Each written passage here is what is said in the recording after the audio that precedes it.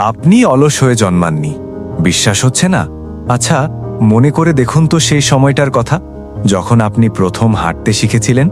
তখন কি আপনি অলস ছিলেন? না, আপনি হাজারবার পড়ে গিয়েছেন, হাঁটু ছিলে গেছে, ব্যথা পেয়েছেন, তবুও আপনি থামেননি।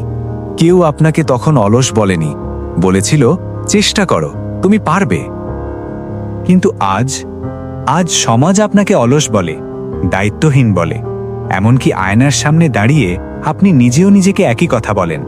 আপনার কি মনে হয় আপনি আসলেই বদলে গেছেন? না, আপনি বদলাননি।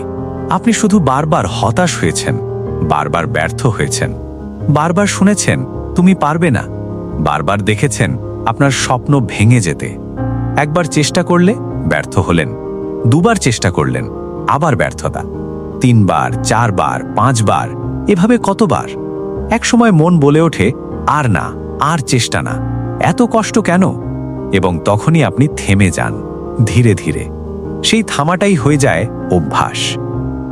কিন্তু শুনুন, যারা আজ সফল তারা কি কখনো হারেনি? তারাও আপনার মতো ভেঙে পড়েছিল। পার্থক্য শুধু এক জায়গায়, তারা পরাজয়কে বিশ্রাম হিসেবে নিয়েছে, থামা হিসেবে নয়। আপনার ভেতরে সেই ছোটবেলার যোদ্ধা এখনো বেঁচে আছে। সে শুধু হতাশার নিচে চাপা পড়ে গেছে। তাকে টেনে বের করার দায়িত্ব আপনার। মনে রাখবেন, পৃথিবী আপনাকে যেভাবে চেনে সেটা আপনার পরিচয় নয়। আপনি নিজেকে যেভাবে গড়বেন সেটাই আপনার আসল পরিচয়। তাহলে আজ থেকে কি করবেন? হিমালয় জয় করতে হবে না, শুধু ছোট একটা পা ফেলুন। আজই একটা ছোট লক্ষ্য ঠিক করুন। যারা আপনাকে টেনে ধরে রাখে তাদের থেকে দূরে সরুন, যারা বিশ্বাস করে তাদের কাছাকাছি যান। আর সবচেয়ে বড় কথা, নিজের ওপর বিশ্বাস রাখুন। মনে রাখবেন, জীবনের সবচেয়ে বড় জয় হল নিজের বিরুদ্ধে জয়, নিজের হতাশার বিরুদ্ধে জয়। আপনি যেদিন জন্মেছিলেন সেদিন আপনি যোদ্ধা ছিলেন, আজও আপনি সেই যোদ্ধা। শুধু আবার যুদ্ধে নামতে হবে।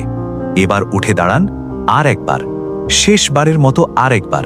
আপনি পারবেন, অবশ্যই পারবেন।